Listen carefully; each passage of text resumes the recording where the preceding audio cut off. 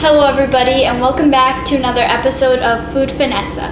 Today I'm going to show you how to make my recipe for pumpkin pie. This is my favorite pie of all time and it's really easy to make. So all you will need for this recipe is some ground nutmeg, cloves, ginger, and a little bit of salt, some ground cinnamon, a couple of eggs already beaten, some evaporated milk, white granulated sugar, pumpkin puree, not pumpkin pie mix, just the pure pumpkin, and you'll also need your favorite pie crust. Okay, so the first thing you want to do is you want to take your sugar and all of your spices and salt, and we're just going to mix these together. So just mix them with a spoon until it's fully incorporated, and these will be our dry ingredients.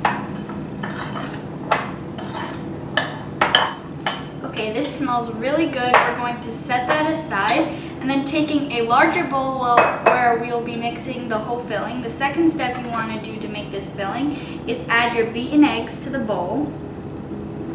And we're going to add our pumpkin puree to our eggs. Now you want to get pumpkin puree that's pure pumpkin and not the pumpkin pie mix, because we're adding our own spices to our pumpkin pie filling. Okay, and then I'm just going to take a handheld mixer. We're going to beat this together until fully incorporated.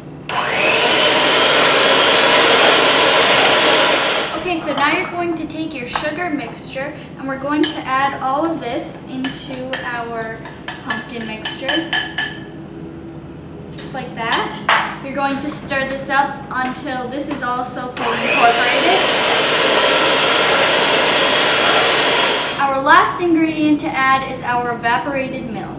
So we're just going to add all of this, 1 1/4 cups, into our pumpkin pie mixture.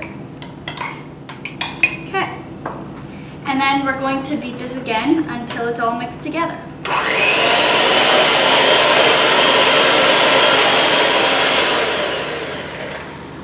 Okay, that looks good. So now what you want to do is we're going to take this mixture and you're going to take your pie crust and we're going to pour it into our pie crust. Now it might look really milky to you, but that's what you want. We don't want anything too thick. So just pour this right into your pie shell.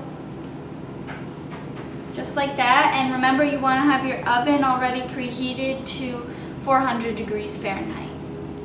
Okay, now that our pie crust is all filled, you're going to bake this pie at 400 degrees Fahrenheit for 15 minutes, and then you're going to reduce the temperature to 350 degrees Fahrenheit for another 40 to 50 minutes, or until the filling is nicely set and it will puff up a little bit.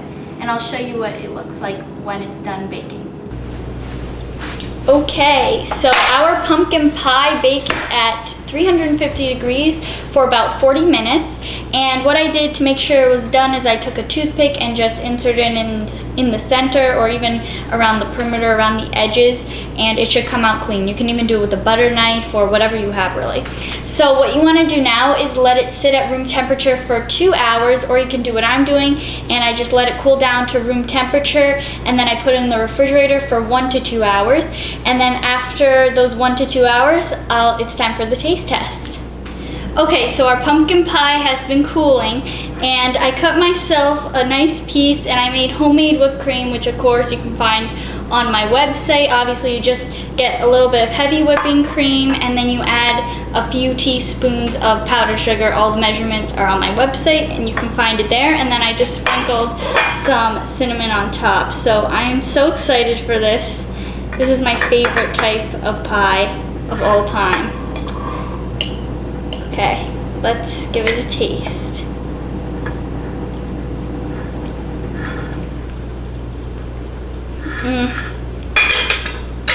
It's really good. What I like about it is it's not too bitter, because a lot of pumpkin pies, they put too much pumpkin puree and the measurements they're not proportional to each other. Either they don't put enough evaporated milk or sugar, or they don't put enough pumpkin puree. It's not too sweet, but it's not too bitter. It's in the middle, and You can find it on my website at foodfinessa.com. Under the dessert page, I will have it ready there, written for you. And until next time, I'll have more fall, autumn recipes for you coming on the show, and a lot more that I think you'll like and I love, and a lot more pumpkin recipes and apple recipes, and who knows what's to come. So maybe you can request a recipe and it will show up here on Food Finessa. I'll see you on the next episode of Food Finessa, where I help you with some kitchen finesse. Bye-bye.